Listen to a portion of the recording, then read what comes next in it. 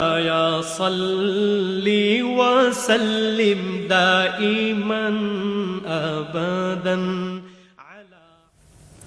بسم اللہ الرحمن الرحیم. ناظرین، ایک دفعہ آپ کو پھر آج کے اس ببرکت اور پر رونق پروگرام میں خوش آمدید کہتے ہیں. ناظرین اکرام، ابھی جناب محترم سید ظفر اللہ شاہ صاحب نے ہمیں جوائن کیا ہے، یہاں پر تشریف رکھتے ہیں. میں ان سے ملتمس ہوں کہ وہ چاند کے نظر آنے کا برٹش مسلم فورم رویت ہلال بورڈ کے مطابق اعلان فرمائے. جناب محترم سید ظفر اللہ شاہ صاحب. بسم اللہ الرحمن الرحیم. اللہم صلی علی سیدنا و مولانا محمد وعلی آل سیدنا و مولانا محمد وبارک وسلم. قال اللہ تبارک و تعالی فی کلام المجید. اعوذ باللہ من الشیطان الرجیم. قل بفضل اللہ و برحمتہ فبذلک فلیفرحوا هو خیر مما یجمعون. صدق اللہ العظیم. برادران اسلام، عزت مآب خواتین و حضرات، ناظرین کرام، السلام علیکم ورحمۃ اللہ وبرکاتہ. اس وقت تکبیر ٹی وی کے اسٹوڈیو میں ہمارے اہل سنت کے مقتدر علماء کرام تشریف فرما ہے. جیسا کہ آپ کے علم میں ہے کہ برٹش مسلم فورم اہل سنت کا ایک نمائندہ پلیٹ فارم ہے، جس کے زیر نگرانی ہم نے برٹش رویت ہلال بورڈ قائم کیا ہے.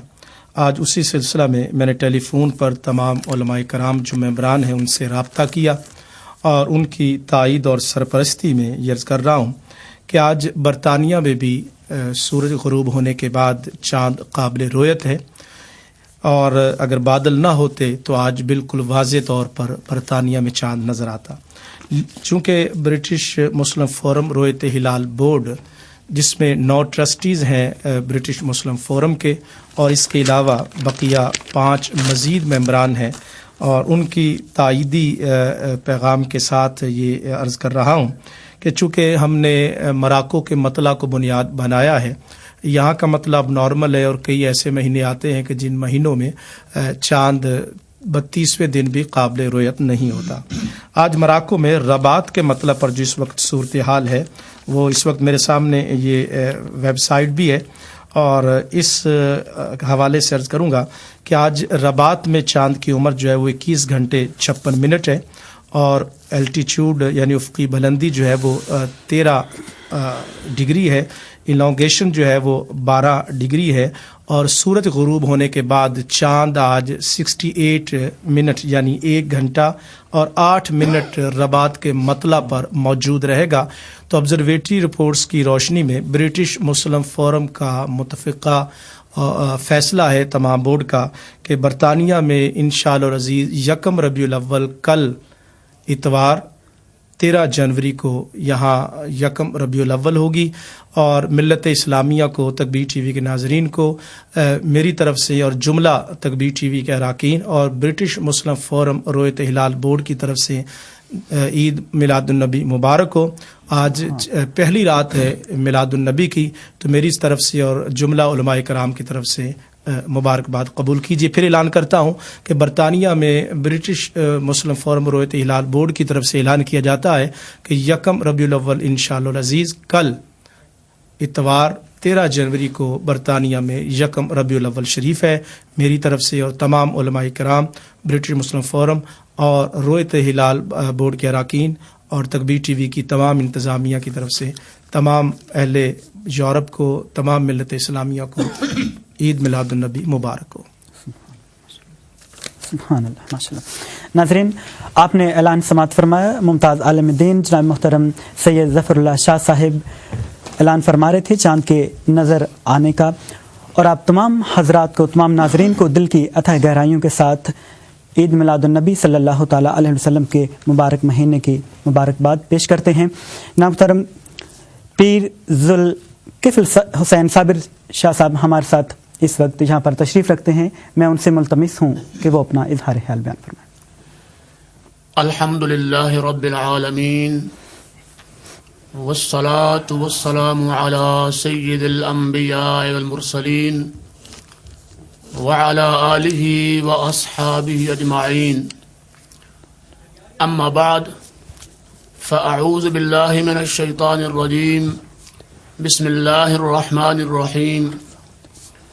وَإِذْ أَخَذَ اللَّهُ مِيثَاقَ النَّبِيِّينَ لَمَا آتَيْتُكُم مِّن كِتَابٍ وَحِكْمَةٍ ثم جاءكم رسول مصدق لما معكم لتؤمنن به ولتنصرنه صدق الله مولانا العظيم إن الله وملائكته يصلون على النبي يا أيها الذين آمنوا صلوا عليه وسلموا تسليما اللهم صل على سيدنا محمد وعلى آل سيدنا محمد وبارك وسلم الصلاة والسلام عليك يا سيدي يا رسول الله وعلى آلك وأصحابك يا رحمة للعالمين. انتہائی واجب الاحترام تمام معزز محترم سامعین و ناظرین، ابھی آپ نے اعلان سماعت فرمایا کہ ربیع الاول شریف کا چاند، اس کا اعلان شاہ صاحب نے فرمایا ہے. تمام سامعین کو اس ماہ مبارک کی آمد مبارک. ربیع الاول شریف جب آتا ہے تو اس کی خصوصیت یہ ہے کہ سرکار دو عالم روح کائنات جناب محمد مصطفیٰ صلی اللہ علیہ وسلم کی ولادت باسعادت میلاد النبی صلی اللہ علیہ وسلم کے حوالے اور نسبت سے اس کی پہچان ہے. جیسا ابھی چاند کا اعلان ہوا تو استقبال ماہ ربیع الاول اس پروگرام کو کتنی قریب سے نسبت ہو گئی ہے. اور رسول کریم رحمت للعالمین جناب محمد مصطفیٰ صلی اللہ علیہ وسلم کی اس جلوہ گری سے کائنات عالم میں بہار آئی، اور حضور کا میلاد ہر خوش عقیدہ اپنے اپنے رنگ میں اپنی اپنی توفیق کے مطابق مناتا ہے. اور تکبیر ٹی وی اپنی شان کے ساتھ اور اپنی آن کے ساتھ اس کا آغاز کر رہا ہے. اللہ تبارک و تعالی اس کی برکتوں سے اس تکبیر ٹی وی کو ہمیشہ شاد و آباد رکھے، اور دین کی تبلیغ کے اندر یہ بڑا نمایاں کردار ادا کر رہا ہے. خداوند کریم دن دگنا رات چگنی اس کو ترقی عطا فرمائے. میلاد النبی صلی اللہ علیہ وسلم، میلاد بمانا یوم پیدائش، اور حضور کی میلاد کا ذکر یہ کوئی آج کی ایجاد نہیں ہے. نبی کریم رحمت للعالمین جناب محمد مصطفیٰ صلی اللہ علیہ وسلم کا ذکر میلاد سب سے پہلے رب کائنات نے خود فرمایا ہے. تو گویا میلاد کا منانا، ذکر میلاد کرنا، یہ اللہ کی سنت ہے. پھر اللہ کی مخلوق میں آدم علیہ السلام سے لے کر جناب عیسیٰ علی نبینا علیہ السلام تک تمام انبیاء نے، تمام نبیوں نے اپنے اپنے زمانے میں اپنی اپنی امتوں کو رسول کریم رحمت للعالمین صلی اللہ علیہ وسلم کی آمد سے آگاہ فرمایا. تو گویا ہر نبی نے حضور کا میلاد فرمایا. رسول کریم رحمت للعالمین صلی اللہ علیہ وسلم نے خود اپنا میلاد ارشاد فرمایا ہے. تو گویا انبیاء کی بھی سنت ہے، رسول کریم صلی اللہ علیہ وسلم کی بھی سنت ہے. پھر حضور کے صحابہ نے حضور کا میلاد منایا، صحابہ کی بھی سنت ہے. اور آج تک پوری امت کے اندر تمام صالحین امت اس کو مناتے رہے. تو گویا جو متواتر عمل چلا آ رہا ہے کہ کسی عمل کا، کسی صالح نیک عمل کا تواتر کے ساتھ آنا، یہ بھی ایک بڑی مثبت اور بڑی مضبوط دلیل ہوتی ہے. تو گویا ہر زمانے میں رسول کریم رحمت للعالمین صلی اللہ علیہ وسلم کا میلاد ہوتا رہا. اللہ کی بھی سنت ہے، انبیاء مرسلین کی بھی سنت ہے، رسول کریم صلی اللہ علیہ وسلم نے خود منایا، حضور کی بھی سنت ہے، صحابہ کبار اور تمام صالحین امت کی سنت ہے. تو گویا میلاد ایک ایسی عبادت ہے جو بڑی خاص عبادت ہے. تو اللہ تبارک و تعالی جن مسلمانوں کو اس کی سعادت نصیب فرماتا ہے وہ بڑے خوش نصیب ہیں. اللہ تبارک و تعالی نے قرآن مقدس میں میلاد منایا، 20 آیات بینات اس پر دلالت کرتی ہیں. اور یہ جو میں نے 5 سنتوں کا ذکر کیا ہے یہ ایک الگ الگ موضوع ہے کیونکہ وقت کی قلت ہے. وقت کی نزاکت کے پیش نظر میں انہی الفاظ پہ اپنی گفتگو کو ختم کرتا ہوں کہ خداوند کریم ہمیں حضور کے میلاد سے یہ بھی جہاں ہم ذکر رسول کریں وہاں ہم اپنے عمل سے ثابت کریں کہ مسلمان کا اچھا عمل یہ سب سے بہترین حضور کے میلاد منانے کا طریقہ ہے. سبحان اللہ. نماز کا پابند ہو جانا، اپنے چہروں کو حضور کی سنت کے مطابق بنا لینا، جھوٹ کو چھوڑ دینا، تمام اچھی عادات کو اپنا لینا جو حضور کی سنت میں ہے، تو گویا وہ بندہ ہر وقت ہمہ وقت وہ حضور کا میلاد منا رہا ہے. اللہ تبارک و تعالی ہمیں ایسے ہی صالحین امت کے صدقے میں صالح عمل کی توفیق عطا فرمائے. وآخر دعوانا الحمدللہ رب العالمین. سبحان اللہ، ماشاء اللہ. صدائیں درودوں کی آتی رہیں گی اور جنہیں سن کے یہ دل شاد ہوتا رہے گا اور خدا اہل سنت کو آباد رکھے. محمد کا میلاد ہوتا رہے گا. اب میں بلا تاخیر ملتمس ہوں، چونکہ ناظرین ہمارے پاس ٹائم بہت کم ہے، ملتمس ہوں جناب محترم علامہ رضا الدین صدیقی صاحب سے جو کہ چیئرمین زاویہ فاؤنڈیشن ہمارے پاس تشریف لائے ہیں. میں ان سے ملتمس ہوں کہ وہ تشریف لائیں اور حضور نبی کریم صلی اللہ تعالیٰ علیہ وسلم کی آمد کے سلسلے میں اپنا اظہار خیال بیان فرمائیں. رسول الکریم. اما بعد فاعوذ باللہ من الشیطان الرجیم. بسم اللہ الرحمن الرحیم. قل ان کنتم تحبون اللہ فاتبعونی یحببکم اللہ. صدق اللہ العظیم. ربیع الاول شریف کی مبارک ساعتیں ہم پر سایہ فگن ہو چکی ہیں. اس مہینے میں مسلمان اللہ کے پیارے محبوب محمد مصطفیٰ صلی اللہ علیہ وآلہ وسلم کی دنیا میں تشریف آوری کا، آپ کی سیرت کا، آپ کے کردار کا، آپ کے اسوہ حسنہ کا ذکر مبارک کرتے ہیں.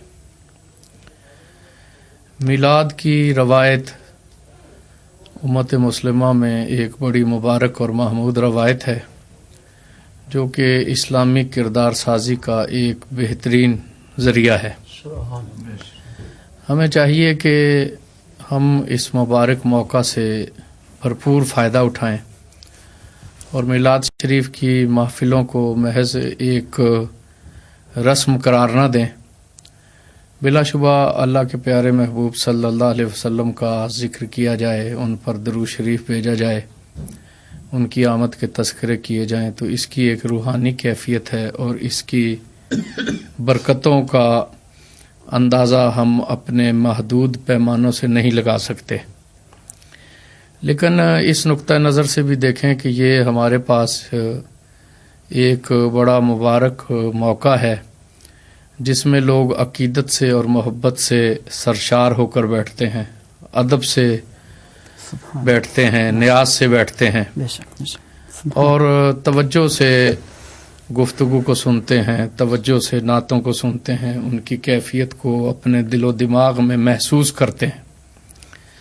تو میں نہیں سمجھتا کہ کسی بھی قوم کے پاس تربیت نفس کا اتنا خوبصورت موقع ہے جس میں ایک محبت کی فضا ہے، جس میں ایک ادب کی فضا ہے اور جس کے ساتھ ساتھ ظاہر اور باطن کی برکتیں بھی شامل حال ہیں.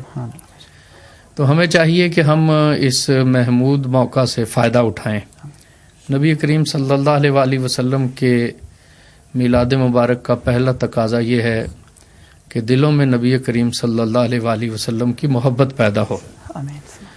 حضور نے فرمایا کہ من احب شیئا اکثر ذکرہ، جس سے انسان کو محبت ہوتی ہے اس کا کثرت سے ذکر کرتا ہے.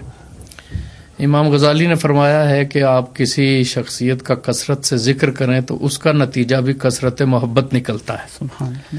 تو جب ہم اس محفل میں حضور کا اسوہ حسنہ بیان کریں گے، آپ کی سیرت بیان کریں گے، آپ کا کردار بیان کریں گے تو دلوں میں آپ کی محبت کو راسخ ہونا چاہیے. اور حضور اکرم صلی اللہ علیہ وسلم کی محبت محض کہنے سننے کی بات نہیں ہے، بلکہ حضور اکرم صلی اللہ علیہ وآلہ وسلم کی محبت تقاضا کرتی ہے اتباع کا. جہاں حضور نے یہ فرمایا کہ تم میں سے کوئی اس وقت تک مومن نہیں ہو سکتا جب تک کہ میں اس کی ذات سے زیادہ محبوب نہ ہو جاؤں، والدین اور اولاد سے زیادہ محبوب نہ ہو جاؤں، وہاں حضور نے یہ بھی فرمایا کہ اس وقت تک مومن نہیں ہو سکتا جب تک کہ اس کی ہوائے نفس اس پیغام کی تابع نہ ہو جائے جو میں لے کر آیا ہوں۔ تو محبت رسول کا تقاضا اتباع رسول بھی ہے، حضور اکرم صلی اللہ علیہ وسلم کے دین کی عملی نصرت کرنا بھی ہے، اور حضور اکرم صلی اللہ علیہ وآلہ وسلم کی امت کی خیر خواہی کرنا بھی، یہ بھی میلاد کے تقاضوں میں شامل ہے۔ تو اللہ تبارک و تعالی ہمیں توفیق عطا فرمائے کہ ہم میلاد کے تقاضوں کو کما حق ہو سمجھیں، اپنی محفلوں کو با مقصد بنائیں۔ ہمارے نعت خان کوشش کریں کہ جو کلام پڑھیں وہ معیاری پڑھیں، اور ایسا کوئی کلام نہ پڑھیں کہ جس پر کسی بھی حوالے سے کوئی اعتراض ہو سکے۔ یاد رکھیں کہ اللہ کے محبوب کو ہماری رسموں کی ضرورت نہیں ہے، ہمیں اللہ کے محبوب کے ذکر کی برکت سے اپنا معیار بھی بلند کرنا ہے اور اپنی سیرت کو بھی سنوارنا ہے۔ ہم موضوع روایت بیان کریں گے یا کوئی کمزور بات کریں گے یا اپنے عقیدت کا اظہار کرنے میں کوئی ایسی بات کریں گے جس کی تصدیق قرآن سنت شریعت نہیں کرتی، تو ہم حضور کی محبت کا حق ادا نہیں کریں گے، بلکہ ہم اس کے خلاف جائیں گے۔ حضور کو ہماری کسی رسمی چیز کی ضرورت نہیں ہے، یا ہماری ضعیف باتوں کی ضرورت نہیں ہے، یا ہماری سطحی قسم کی عقیدت کی ضرورت نہیں ہے۔ معیاری بات بیان کریں جس کی تصدیق قرآن اور سنت سے ہو۔ قرآن اور حدیث میں جو ذخیرہ موجود ہے اور جو بزرگان سلف کی صحیح روایتوں میں جو ذخیرہ موجود ہے وہ بھی اتنا زیادہ ہے کہ پورے انسان بھی اگر ان نکات کو بیان کرتے رہیں اور ان کی تشریح کرتے رہیں تو ان کا حق ادا نہیں ہو سکتا۔ تو ہمیں کسی ضعیف موضوع یا سطحی بات کی طرف جانے کی ضرورت ہی نہیں ہے، اور یہ کوشش کریں کہ ہماری محفلوں میں کردار سازی کی بات بھی ہو، اسوہ رسول بھی نمایاں ہو، اور ہم سیرت رسول صلی اللہ علیہ وسلم کو اپنانے کی کوشش بھی کریں۔ اللہ تبارک و تعالی ہمیں عمل کی توفیق عطا فرمائے۔ سبحان اللہ، ماشاء اللہ۔ ناظرین کرام، جناب محترم علامہ رضا الدین صدیقی صاحب کی گفتگو آپ سماعت فرما رہے تھے۔ اب میں ملتمس ہوں بلا تاخیر جناب محترم ممتاز عالم دین علامہ محمد دین سیالوی صاحب سے کہ وہ تشریف لائیں اور اپنا اظہار خیال بیان فرمائیں۔ بسم اللہ الرحمن الرحیم، الصلاۃ والسلام علیک یا رسول اللہ وعلی آلک واصحابک یا حبیب اللہ۔ سامعین و ناظرین، مختصر سا ٹائم ہے، چند جملے آپ کی خدمت میں پیش کرنے ہیں۔ برادرم علامہ رضا الدین صدیقی صاحب نے جس طرف توجہ دلائی، میں اسی بات کو آگے بڑھاؤں گا کہ محافل میلاد کو کردار سازی کا ذریعہ بنائیں، رسم نہ بنائیں۔ صرف زبانی اور کلامی طور پر محبت کے دعوے نہ کریں، بلکہ عملاً سیرت طیبہ کو اپنانے کی کوشش کریں۔ صرف ہم در و دیوار کو نہ سجائیں، بلکہ اپنے وجود کو سنت مصطفیٰ سے سجائیں، رسول اللہ صلی اللہ علیہ وآلہ وسلم کی اداؤں سے سجائیں، اور صرف اپنے گھروں میں چراغاں نہ کریں، مساجد میں چراغاں نہ کریں، اپنے دلوں میں محبت رسول کا نور بھی پیدا کریں، سبحان اللہ، اور سبحان اللہ، اس میں محمد کا اجالا پوری دنیا میں پھیلانے کی کوشش کریں۔ آج کے اس پروگرام کا مقصد یہی تھا کہ ابھی محافل کا سلسلہ شروع ہوگا، جلوس میلاد النبی کے جشن کے طور پر نکالے جائیں گے، ضرور ہوں، لیکن میں گزارش کروں گا کہ یہ جو کہا جاتا نا کہ محبت اور جنگ میں سب کچھ جائز ہوتا ہے، تو یہ کوئی اسلامی اصول نہیں ہے۔ اسلام نے محبت کی بھی حدود و قیود مقرر کی ہیں اور جنگ کے بھی اصول و ضوابط دیے ہیں۔ محبت کے اندر بے شک بہت کچھ کر سکتے ہیں، لیکن قرآن و سنت کو پیش نظر رکھیں۔ ہم دیکھتے ہیں کہ ہماری محافل میں ہر سال نئی نئی چیزیں رواج پا رہی ہیں۔ اس کا مطلب یہ نہیں ہے کہ کوئی نئی چیز رائج ہو نہیں سکتی، اگر علماء کریں جن کی قرآن و سنت پر گہری نظر ہے تو ان کو تو اجازت ہے، لیکن عوام جو قرآن و سنت کو جانتے ہی نہیں ہیں، وہ اگر موجد بن جائیں گے، نئی نئی روایات، ہر سال نئے نئے سلسلے، تو یقیناً کہیں نہ کہیں غلطی ہوگی۔ پچھلے چند سالوں سے میں دیکھ رہا ہوں جلوسوں میں روضہ رسول کے ماڈل آ گئے ہیں، اور شہروں میں بڑے بڑے اہتمام ہوتے ہیں، کیک کاٹے جاتے ہیں۔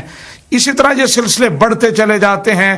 جب ان کی انتہا ہو جاتی ہے تو پھر ہم پکارتے ہیں یہ کیا ہو گیا، یہ کیا ہو گیا، لیکن شروع میں اس پر توجہ نہیں دیتے. تو میں گزارش کروں گا کہ سلف صالحین کا جو طریقہ چلا آ رہا ہے اسی کو اپنانے کی کوشش کریں.